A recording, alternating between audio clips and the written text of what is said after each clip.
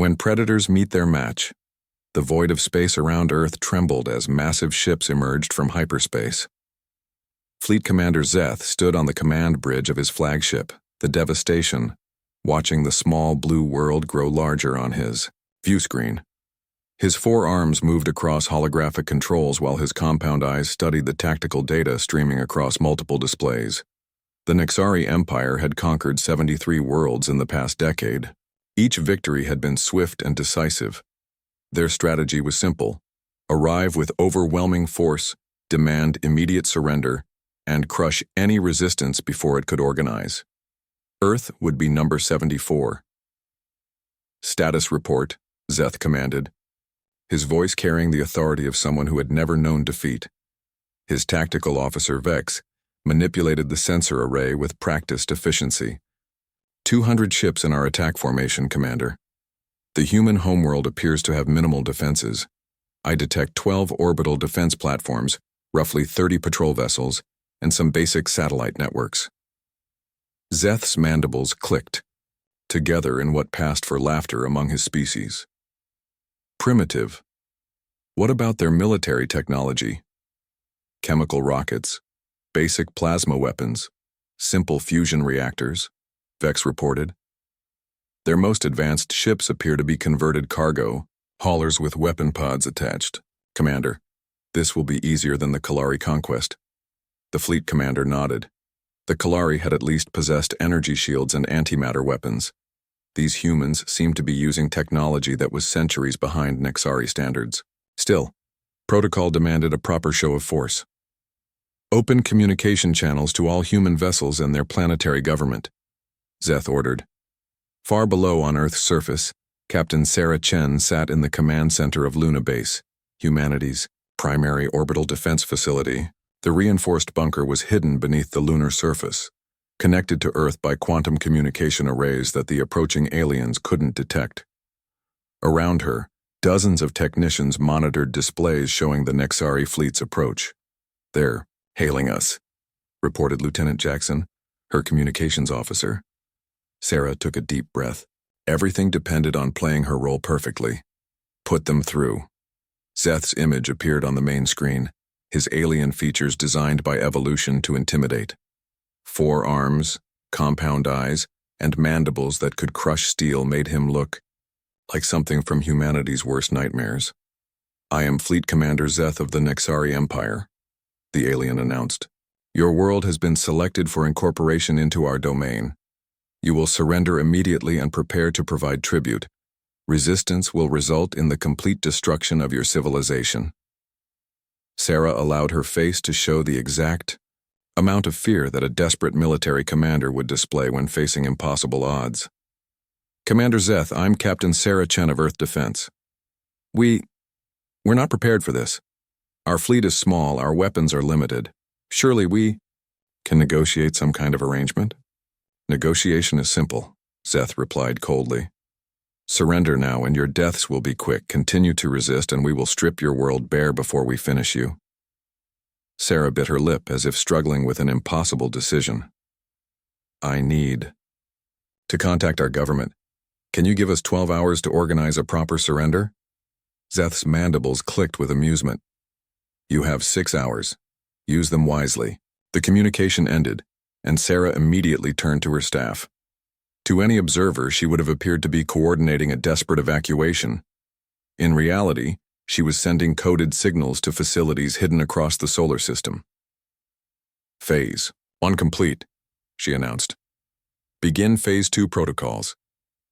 Deep within a heavily shielded facility buried in the Colorado mountains, Dr. Marcus Webb watched the alien fleet through sensors so advanced that they could analyze the molecular composition of the Nexari ships from millions of kilometers away. Marcus had devoted the last 20 years of his life to this moment. The early warning systems had given humanity 40 years to prepare. The first refugees from Nexari expansion had arrived in 2055, barely escaping the destruction of their homeworld.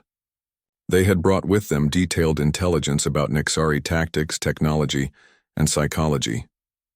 Most importantly, they had warned that the Empire always followed the same pattern: scout a world, return with overwhelming force, demand surrender, and then strip the planet of all resources before moving on. Dr. Webb, called his assistant, Dr. Jennifer Park. All monitoring stations report the aliens are behaving exactly as predicted. They're conducting surface scans but ignoring the asteroid belt. Marcus smiled grimly. Perfect. They see what we want them to see. How long until the Prometheus is in position? Another 4 hours, sir. Captain Vasquez reports all systems are operating at peak efficiency. Marcus nodded and returned his attention to the displays showing the Nexari fleet. The aliens were positioning themselves for what they clearly expected to be a quick and easy conquest. Their ships formed a traditional intimidation pattern, designed to make their numbers appear even more overwhelming to the primitive humans below. What the Nexari couldn't detect were the hundreds of human vessels hidden throughout the solar system. Cloaking technology developed from refugee knowledge and human innovation had created ships that were completely invisible to conventional sensors. The alien fleet was surrounded, and they had no idea. Aboard the Devastation, Fleet Commander Zeth reviewed the intelligence reports from his scout ships. The humans were behaving exactly as expected. Their military was sending panicked messages to colonies throughout their system, begging for reinforcements that would never arrive in time. Their government was broadcasting appeals for mercy that the Empire would ignore. Everything was proceeding according to plan.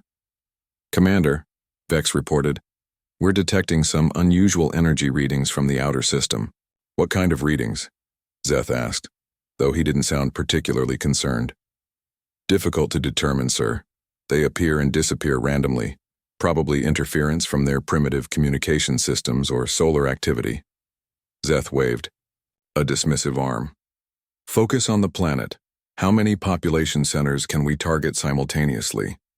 All major cities are within range of our bombardment systems, the weapons officer replied. We can demonstrate our power by destroying one of their smaller cities first. I recommend selecting a target with approximately 1 million inhabitants. Excellent. Prepare firing solutions for... Zeth began, then stopped as alarm signals began sounding throughout the bridge. Commander! Vex's voice carried a note of panic that Zeth had never heard before. The energy readings are intensifying. Something massive is appearing in the asteroid belt. On the main view screen, space itself seemed to ripple and bend. What the Nexari had assumed was empty void began to shimmer like heat waves rising from hot stone. Then slowly but inexorably, something impossible began to take shape. The UES Prometheus was 25 kilometers long, 8 kilometers wide, and carried more firepower than the entire Nexari fleet combined. Its hull was composed of materials that didn't exist in the Empire's databases, metals that seemed to absorb and redirect energy in ways that violated known physics. Along its sides, thousands of weapon ports were opening like awakening eyes. How? Zeth whispered, his forearms frozen over his controls. That's not possible. Our scouts surveyed this system. There was nothing here. Vex's hands trembled as he operated his sensors. Commander, that ship's power signature is unlike anything in our records. The energy output it's greater than our entire fleet.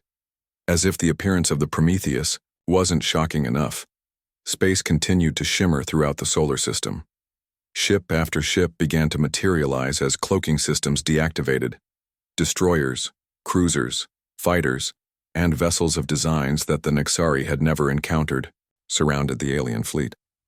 Sir, the communications officer called out. We're receiving a transmission. It's coming from the large ship. Put it through, Zeth ordered, his voice hollow with disbelief. The image that appeared on his screen was of a human woman in her 40s, wearing a uniform that spoke of years of military service. Her eyes held the calm confidence of someone who held all the advantages in a conflict. I am Captain Elena Vasquez of the United Earth ship Prometheus, she said, her voice carrying across space with crystal clarity. Fleet Commander Zeth, you and your forces are now completely surrounded. Your ships are targeted by weapon systems that can destroy your entire fleet in approximately 37 seconds. Zeth struggled to find his voice. This is impossible. Our intelligence showed that your species barely possessed spaceflight. How do you have technology that surpasses our own? Elena's expression didn't change. Commander, Did you really think that a species capable of surviving on a world as dangerous as Earth would be unprepared for threats from space? We've been watching your empire's expansion for 40 years. We know your tactics, your technology, and your weaknesses. The alien commander looked at his tactical displays and his heart sank. The human ships weren't just more numerous than his own. They were demonstrating technology that his empire's scientists would have declared impossible. Energy fields that bent space, weapons that seemed to manipulate gravity itself, and propulsion, systems that violated every law of physics he understood. "What do you want?" Zeth asked, realizing that his position had shifted from conqueror to potential victim in a matter of minutes. "That depends entirely on your next decision," Elena replied calmly. "You can withdraw your fleet from this system and return to your empire with a message that Earth is not to be disturbed. Or you can choose to fight, and your ships will become debris orbiting our sun." Around the Nexari fleet, human vessels moved with precision that spoke of years of training and preparation. They weren't showing off their superior numbers or technology. They were demonstrating complete tactical control of the battlefield. Fleet Commander Zeth stared at his screens, watching his certain victory transform into potential annihilation. For the first time in his military career, he was completely outmatched. The predator had become the prey, and the humans were offering him something his empire never provided to conquered worlds: mercy. Earth's ultimate defense revealed. The silence on the bridge of the devastation stretched for long seconds as Fleet Commander Zeth processed the impossible situation his fleet now faced. Around him, his officers watched their instruments with growing alarm as more human ships continued to decloak throughout the solar system. Captain Elena Vasquez waited patiently on the communication screen, her calm demeanor a stark contrast to the chaos erupting throughout the Nexari fleet. Behind her, the bridge of the Prometheus hummed with quiet efficiency as her crew monitored hundreds of tactical displays.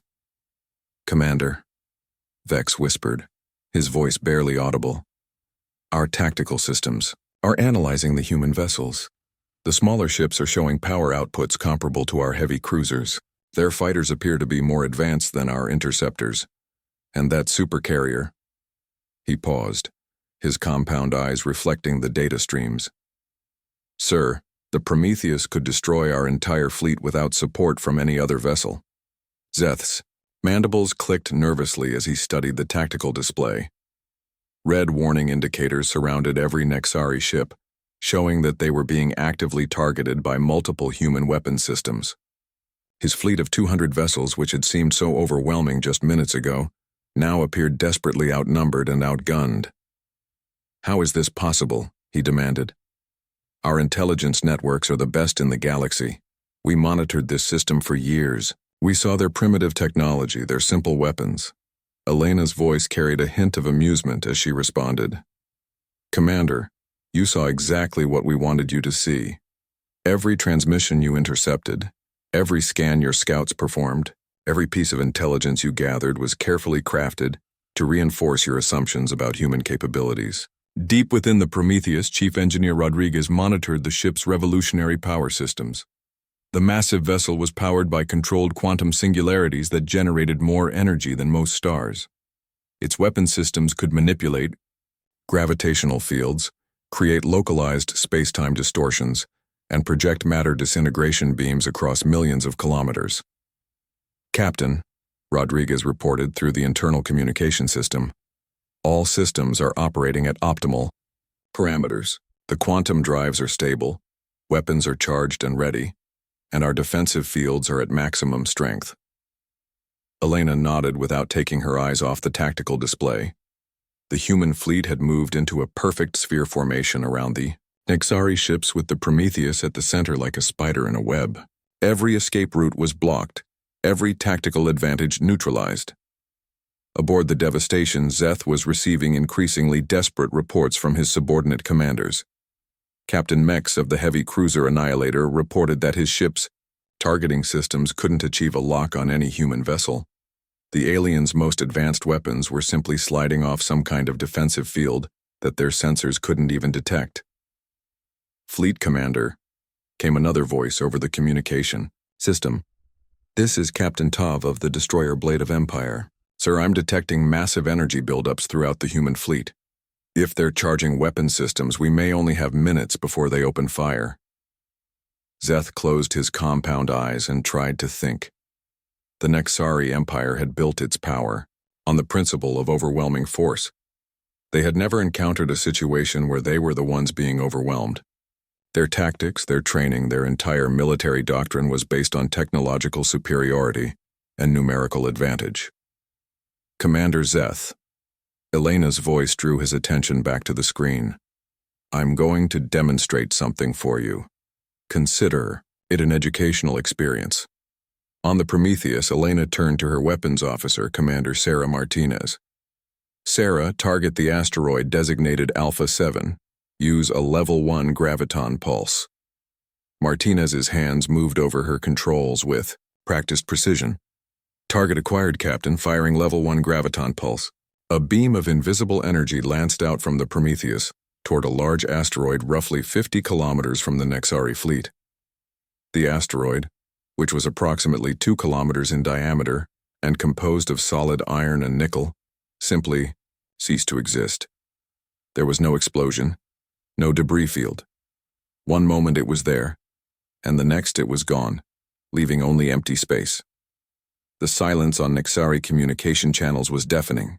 That was our lowest power setting, Elena explained calmly. At full power, the same weapon can eliminate objects the size of small moons. Commander Zeth, I want you to understand something very clearly. We could have destroyed your entire fleet the moment you entered our system. The only reason you're still alive is because humanity chooses to offer mercy to those who threaten us. Fleet Commander Zeth stared at the empty space where the asteroid had been. His species had developed antimatter weapons, plasma cannons, and fusion bombs, but nothing in the Nexari arsenal could simply erase matter from existence without leaving a trace. What are you? He whispered. We're humans, Elena replied. We're the species that survived ice ages, global wars, natural disasters, and countless other challenges on one of the most dangerous worlds in the galaxy. We're the people who turned a planet that tries to kill us every day into a paradise. And we're the civilization that spent 40 years preparing for your arrival.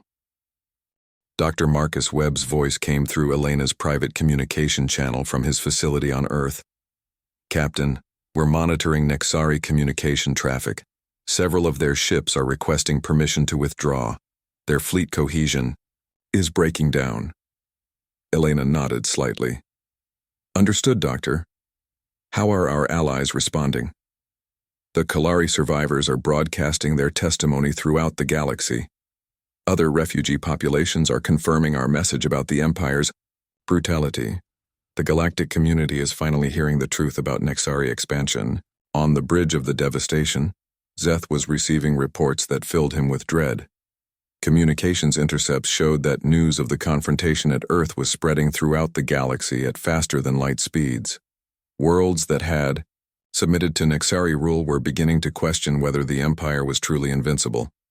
Sir, Vex reported quietly, we're receiving priority communications from the homeworld. High Command wants to know why we haven't begun the conquest. Zeth looked at the human fleet surrounding his ships, then at the empty space where an asteroid had been moments before. Tell High Command that the situation has become complicated. Elena's image appeared on his screen again. Commander, you have a choice to make. You can order your fleet to withdraw from this system and return to your empire with a message from humanity, or you can choose to fight, and your ships will join that asteroid in non-existence. What message? Zeth asked, though he suspected he already knew the answer. Tell your emperor that the age of easy conquest is over. Humanity offers protection to any world that seeks freedom from the Empire's tyranny. We will not expand through force or demand tribute from peaceful civilizations, but we will defend ourselves and others against aggression. Around the Nexari fleet, human vessels began moving in complex patterns that demonstrated their complete control of the battlefield. Fighters performed maneuvers that should have been impossible, cruisers accelerated at speeds that violated known physics, and the massive Prometheus repositioned itself without any visible means of propulsion. Fleet Commander Zeth realized that he was witnessing technology that was centuries, perhaps millennia, ahead of anything the Nexari Empire possessed. More importantly, he was seeing a civilization that had used that technology not to conquer and enslave, but to defend and protect. "If I withdraw," he said slowly, "what guarantee do I have that you won't pursue my fleet?" "You have the word of Captain Elena Vasquez in the United Earth Defense Force," Elena replied. "We are not conquerors, Commander. We're guardians. Leave our system in peace, and you will reach your empire safely." Zeth looked around his bridge at officers who had never known defeat.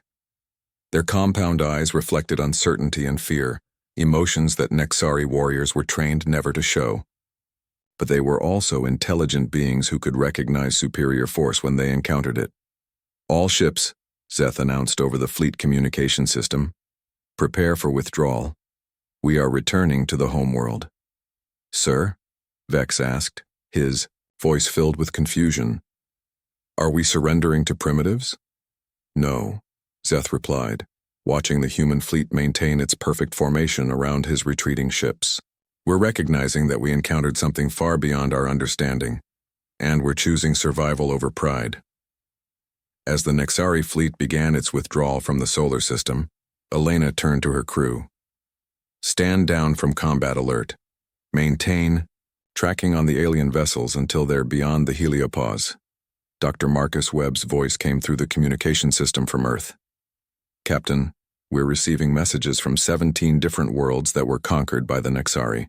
They're asking if our offer of protection is genuine." Elena smiled for the first time since the confrontation began. "Tell them that humanity keeps its promises, Doctor. We spent 40 years preparing to defend Earth. Now we'll spend the next 40 years helping others defend themselves." The Prometheus and its escort fleet began moving back toward their hidden positions throughout the solar system, cloaking systems reactivating to make them invisible once again. But the galaxy had changed. Word of Earth's hidden strength was spreading faster than light itself, carried by quantum communication networks that connected every civilized world. Fleet Commander Zeth watched the human ships disappear from his sensors as his fleet headed back toward Nexari space. He would have to report this failure to High Command, but he also carried something else. The knowledge that the Empire's reign of terror had finally encountered a force that could challenge it. Behind him, in the depths of space around Earth, the silent guardians resumed their patient watch. Humanity had revealed its strength to protect not just their own world, but to offer hope to every civilization that yearned for freedom. The galaxy would never be the same. The age of easy conquest was indeed over. The age of the Guardian had begun.